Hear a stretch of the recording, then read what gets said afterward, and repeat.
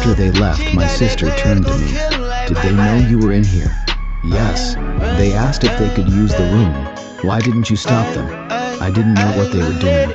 "You pervert," was the last thing my sister said before she left the room, still carrying the bowl of potato chips. I told Sam and Patrick about this, and they both got very quiet. Sam said that she used to go out with Dave for a while before she got into punk music, and Patrick said he heard about that party. I wasn't surprised that he did because it kind of became a legend. At least that's what I've heard when I tell some kids who my older brother is. When the police came, they found my brother asleep on the roof. Nobody knows how he got there. My sister was making out in the laundry room with some senior. She was a freshman at the time. A lot of parents came to the house then to pick up their kids, and a lot of the girls were crying and throwing up. Most of the boys had run away by this point. My brother got in big trouble, and my sister was given a serious talk by my parents about bad influences, and that was that. The boy named Dave is a senior now. He plays on the football team. He is a wide receiver. I watched the end of the game when Dave caught a touchdown thrown from Brad. It ended up winning the game for our school, and people went crazy in the stands because we won the game. But all I could think about was that party. I thought about it quiet for a long time, then I looked over to Sam. "He raped her, didn't he?" She just nodded. I couldn't tell if she was sad or just knew more things than me. "We should tell someone, shouldn't we?" Sam just shook her head this time. She then explained about all the things you have to go through to prove it, especially in high school when the boy and girl are popular and still in love. The next day at the homecoming dance, I saw them dancing together, Dave and his girl, and I got really mad. It kind of scared me how mad I got. I thought about walking up to Dave and really hurting him, like maybe I should have really hurt Sean, and I think I would have. But Sam saw me and put her arm around my shoulder like she does. She calmed me down.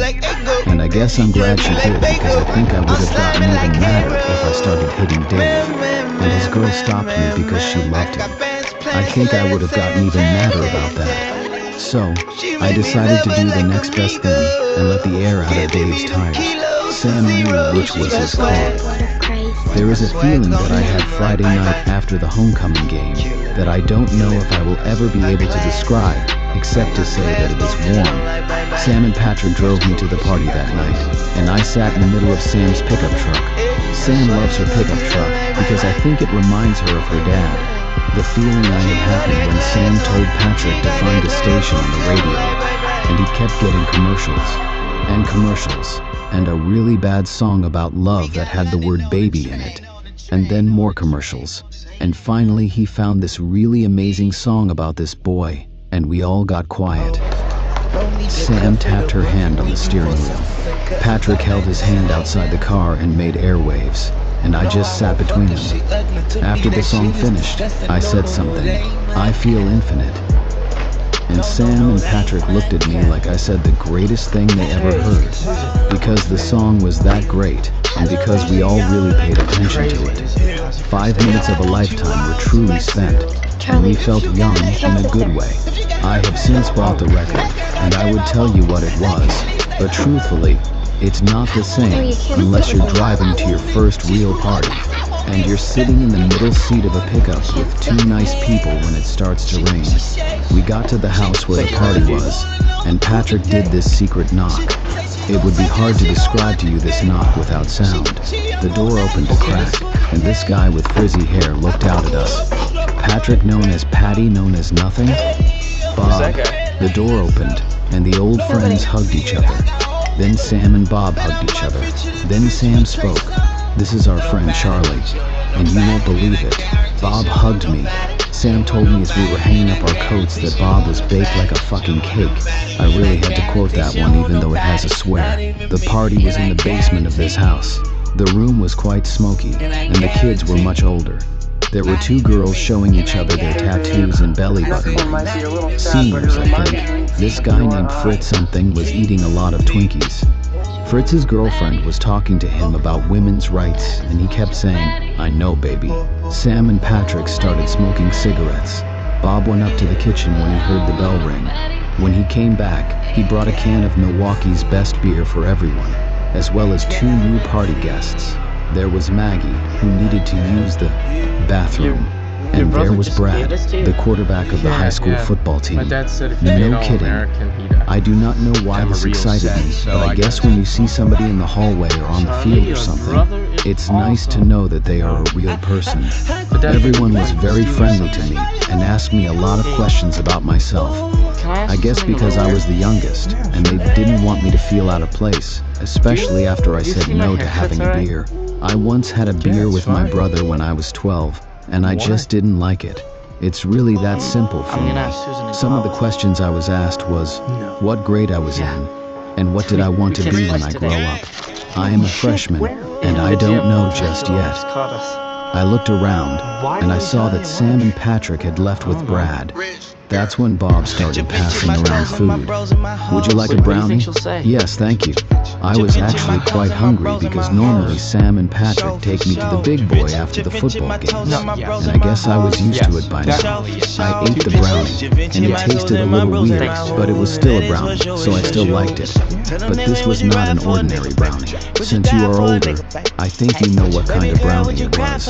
After 30 minutes, the room started to slip away from me. I was talking to one of the girls with the belly button ring, and she seemed like she was in a movie.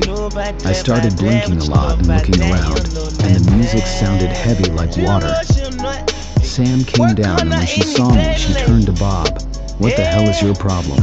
Come on, Sam, he likes it, ask him. How do you feel, Charlie? Yeah. Sam sat down next to me and held my hand, which felt cool. Are you seeing anything, Charlie? Light. Does it feel good? Uh-huh. Are you thirsty? Uh-huh. What would you like to drink? A milkshake. And everyone in the room except Sam erupted in laughter. He's stoned. Are you hungry, Charlie? Uh-huh. What would you like to eat? A milkshake. I don't think they would have laughed any harder, even if what I said was at all funny. Then Sam took my hand and stood me up on the dizzy floor. Come on, we'll get you a milkshake. As we were leaving, Sam turned to Bob. I still think you're an asshole. All Bob did was laugh. And Sam finally laughed, too. And I was glad that everyone seemed as happy as they seemed. Sam and I got up to the kitchen, and she turned on the light. Wow, it was so bright, I couldn't believe it. It was like when you see a movie in the theater during the day, and when you leave the movie, you can't believe that it's still daylight outside. Sam got some ice cream and some milk in a blender. I asked her where the bathroom was, and she pointed around the corner almost like it was her house. I think she and Patrick spent a lot of time here when Bob was still in high school. When I got out of the bathroom, I heard a noise. In the room where we left our coats, I opened the door, and I saw Patrick kissing Brad. It was a stolen type of kissing. They heard me in the door and turned around. Patrick spoke first. Is that you, Charlie? Sam's making me a milkshake. Who is this kid? Brad just looked real nervous and not in a Bob way. He's a friend of mine. Relax. Patrick then took me out of the room and closed the door. He put his hands on both of my shoulders and looked me straight in the eye. Brad doesn't want people to know. Why? Because he's scared. Why? Because he is. Wait, are you stoned? They said I was downstairs. Sam is making me a milkshake. Patrick tried to keep from laughing. Listen, Charlie, Brad doesn't want people to know. I need you to promise that you won't tell anyone. This will be our little secret, okay? Okay, thanks. With that, Patrick turned around and went back into the room. I heard some muffled voices and Brad seemed upset, but I didn't think it was any of my business, so I went back to the kitchen.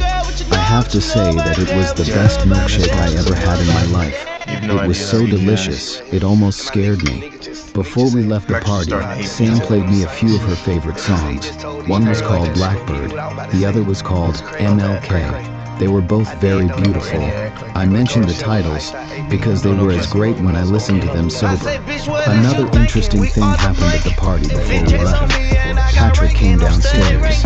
I guess Brad had left, and Patrick smiled. And Bob started to make fun of him having a crush on the quarterback. And Patrick smiled more. I don't think I ever saw Patrick smile so much. Then Patrick pointed at me and said something to Bob. He's something, isn't he? Bob nodded his head. Patrick then said something I don't think I'll ever forget. He's a wallflower. and Bob really nodded his head, and the whole room nodded their head. And I started to feel nervous in the Bob way, but Patrick didn't let me get too nervous. He sat down next to me. You see things, you keep quiet about them, and you understand. I didn't know that other people thought things about me. I didn't know that they looked. I was sitting on the floor of the basement of my first real party between Sam and Patrick, and I remembered that Sam introduced me as her friend to Bob.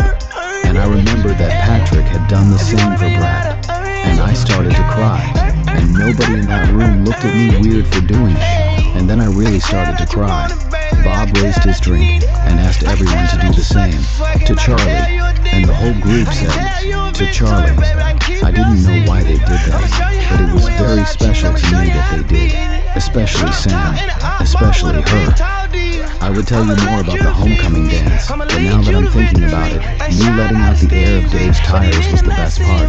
I did try to dance like Bill suggested, but I usually like songs you can't dance to, so I didn't do it too much. Sam did look very pretty in her dress, but I was trying not to notice because I'm trying not to think of her that way. I did notice that Brad and Patrick never talked once during the whole dance, because Brad was off dancing with a cheerleader named Nancy, who was his girlfriend. And I did notice that my sisters. After the dance, we left in Sam's pickup. Patrick was driving this time. As we were approaching the Fort Pitt Tunnel, Sam asked Patrick to pull to the side of the road. I didn't know what was going on. Sam then climbed in the back of the pickup, wearing nothing but her dance dress. She told Patrick to drive, and he got this smile on his face. I guess they had done this before. Anyway, Patrick started driving really fast, and just before we got to the tunnel, Sam stood up, and the wind turned her dress into ocean waves. When we hit the tunnel, all the sound got scooped up into a vacuum, and it was replaced by a song on the tape player. A beautiful song called Landslide. When we got out of the tunnel, Sam screamed this really fun scream, and there it was. Downtown, lights on buildings, and everything that makes you wonder. Sam sat down and started laughing. Patrick started laughing. I started laughing. And in that moment, I swear we were infinite. Love Always, Charlie. Part 2, November 7th, 1990. My dear friend, it was one of those days that I didn't mind going to school because the weather was so pretty. The sky was overcast with clouds, and the air felt like a warm bath. I don't think I ever felt that clean before. When I got home, I had to mow the lawn for my allowance, and I didn't mind one bit. I just listened to the music and breathed in the day and remembered things. Things like walking around the neighborhood and looking at the houses and the lawns and the colorful trees, and having that be enough. I do not know anything about Zen or things that the Chinese or Indians do as part of their religion, but one of the girls from the party with the tattoo and belly button ring has been a Buddhist since July. She talks about very little else except maybe how expensive cigarettes are. I see her at lunch sometimes, smoking between Patrick and Sam. Her name is Mary Elizabeth. Mary Elizabeth told me that the thing about Zen is that it makes you connected to everything in the world. You are part of the trees and the grass and the dogs, things like that. She even explained how her tattoo symbolized this, but I can't remember how. So, I guess Zen is a day like this when you are part of the air and remember things. One thing I remember is that the kids used to play a game. What you would do is take a football or something, and one person would have it, and all the other kids would try to tackle it. And then whoever got the ball next would run around with it, and the kids would try to tackle it. This could go on for hours. I never really understood the point of this game, but my brother loved it. He didn't like to run with the ball so much as he liked to tackle people. The kids called the game Smear the Queer. I didn't really think about what that means until now. Patrick told me the story about him and Brad, and now I understand why Patrick didn't get angry at Brad at the homecoming dance for dancing with the girl. When they were both juniors, Patrick and Brad were at a party together with the rest of the popular kids. Patrick actually used to be popular before Sam bought him some good music. Patrick and Brad both got pretty drunk at this party. Actually, Patrick said that Brad was pretending to be a lot drunker than he really was. They were sitting in the basement with some girl named Heather, and when she left to go to the bathroom, Brad and Patrick were left alone. Patrick said it was uncomfortable and exciting for both of them. You're in Mr. Brosnahan's class, right? Have you ever gone to a Pink Floyd laser light show? Beer before liquor, never sicker. When they ran out of small talk, they just looked at each other. And they ended up fooling around right there in the basement. Patrick said it was like the weight of the whole world left both their shoulders. But Monday in school, Brad kept saying the same thing. Man, I was so wasted. I don't remember a thing. He said it to everyone he was at the party. He said it a few times to the same people. He even said it to Patrick. Nobody saw Patrick and Brad fool around, but Brad kept saying it anyway. That Friday, there was another party. And this time, Patrick and Brad got stoned, although Patrick said that Brad was pretending to be a lot more stoned than he really was, and they ended up fooling around again. And Monday in school, Brad did the same thing. Man, I was so wasted. I don't remember a thing. This went on for 7 months. It got to a point where Brad was getting stoned or drunk before school. It's not like he and Patrick were fooling around at school. They only fooled around at parties on Fridays. But Patrick said Brad couldn't even look at him in the hall, let alone speak with him. And it was hard too, because Patrick really liked Brad. When summer came, Brad didn't have to worry about school or anything, so his drinking and smoking got a lot worse. There was a big party at Patrick and Sam's house. Patrick went into Patrick's room. They had sex for the first time that night. I don't want to go into detail about it because it's pretty private stuff, but I will say that Brad assumed the role of the girl in terms of where you put things. I think that's pretty important to tell you. When they were finished, Brad started to cry really hard. He had been drinking a lot and getting really stoned. No matter what Patrick did, Brad kept crying. Brad wouldn't even let Patrick hold him, which seems rather sad to me because if I have sex with someone, I would want to hold them. Finally, Patrick just pulled up Brad's pants and said to him, "Just pretend you're passed out." Then Patrick got dressed and walked around the house to go into the party from a different direction than his bedroom. He was also crying pretty bad, and he decided if anyone asked him, he would say his eyes were red from smoking pot. Finally, he shook himself out of it and walked into the main party room. He acted really drunk. He went to Sam. "Have you seen Brad?" Sam saw the look in Patrick's eyes. Then she spoke up to the party. "Hey, has anyone seen Brad?" Nobody at the party had, so a few people went to search for him. They finally found him in Patrick's room, asleep. Finally, Patrick called Brad's parents because he was really worried about him. He didn't tell them why, but he said that Brad was really sick at this party and needed to be taken home. Brad's parents did come, and Brad's father, along with some of the other boys, including Patrick, carried Brad to the car.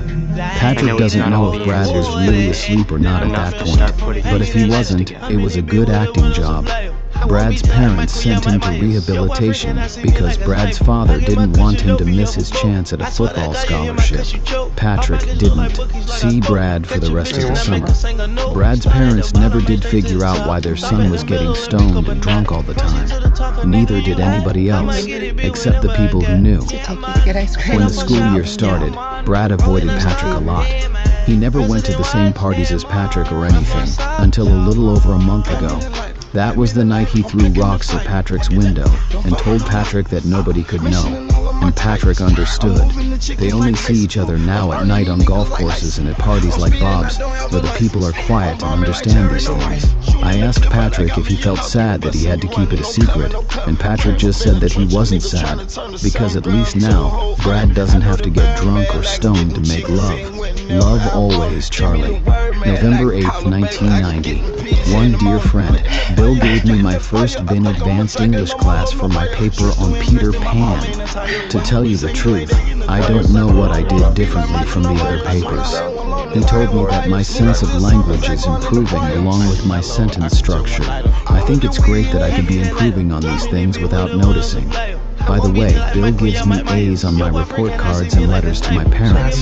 The grades on these papers are just between us. I have decided that maybe I want to write when I grow up.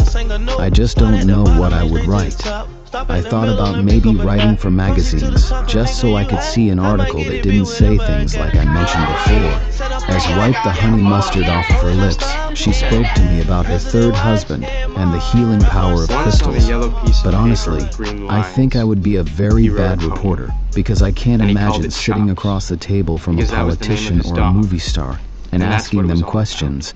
I think I would probably just ask for their autograph for my mom. Be writing for a newspaper instead, because I could ask regular people questions. But my sister says that newspapers always lie. I do not know if this is true, so I'll just have to see when I get older. I did start working for a fanzine called Punk Rocky. It's this Xerox magazine about punk rock and the Rocky Horror Picture Show. I don't write for it, but I help out. Mary Elizabeth is in charge of it, just like she is in charge of the local Rocky Horror Picture Show showings. Mary Elizabeth is a very interesting person because she has a tattoo that symbolizes Buddhism and a belly button ring, and wears her hair to make somebody mad. But when she's in charge of something, she acts like my dad when he comes home from a long day. She is a senior, and she says that my sister is a tease and a snob. I told her not to say anything like that about my sister again. Of all the things I've done this year so far, I think I like the Rocky Horror Picture Show the best. Patrick and Sam took me to the theater to see it on Halloween night. It's really fun because all these kids dress up like the people in the movie, and they act out the movie in front of the screen. Also, people shout at the movie on cue. I guess you probably know this already, but I thought I'd say it anyway in case you didn't. Patrick plays Frankenfurter. Sam plays Janet. It is very hard to watch the movie because Sam walks around in her underwear when she plays Janet. I am really trying not to think of her that way, which is becoming increasingly difficult. To tell you the truth, I love Sam. It's not a movie kind of love either. I just look at her sometimes, and I think she is the prettiest and nicest person in the whole world. She is also very smart and fun. I wrote her a poem after I saw her in the Rocky Horror Picture Show, but I didn't show it to her because I was embarrassed. I would write it out for you, but I think that would be disrespectful to Sam. The thing is that Sam is now going out with a boy named Craig. Craig is older than my brother. I think he may even be 21 because he drinks red wine. Craig plays Rocky in the show. Patrick says that Craig is cut and hunky. I do not know where Patrick finds his expressions, but I guess that he's right. Craig is cut and hunky. He is also a very creative person. He's putting himself through the Art Institute here by being a male model for JCPenney catalogs and things like that. He likes to take photographs, and I've seen a few of them, and they are very good. There is this one photograph of Sam that is just beautiful. It would be impossible to describe how beautiful it is, but I'll try. If you listen to the song Asleep, and you think about those pretty weather days that make you remember things, and you think about the prettiest eyes you've known, and you cry, and the person holds you back, then I think you will see the photo.